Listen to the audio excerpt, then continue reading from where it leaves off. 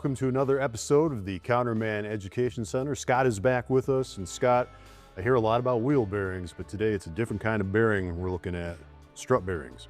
Absolutely.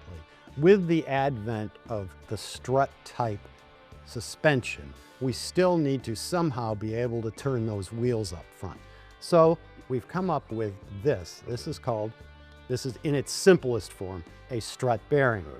This goes on top of the strut and the spring sits in here. We talked about spring compressors on an earlier one. We did. Okay, so this sits on top of a loaded strut or on a regular strut, and you have to put it together. This goes in the vehicle and this bolts up into the strut tower, and the bolts to go down on here. This bearing allows that to rotate in this manner so that your wheels can turn this way and this way. A customer complaint will come in because these tend to, as they wear out, they will start to creak, or they will actually make a popping noise as this bearing deteriorates.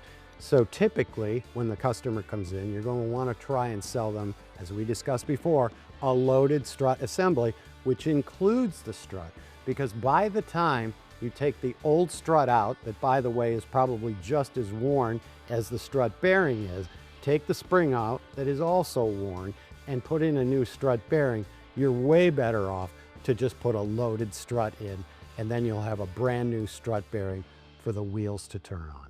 All right, good information. Thank you, Scott. And thanks for watching. We'll see you next time.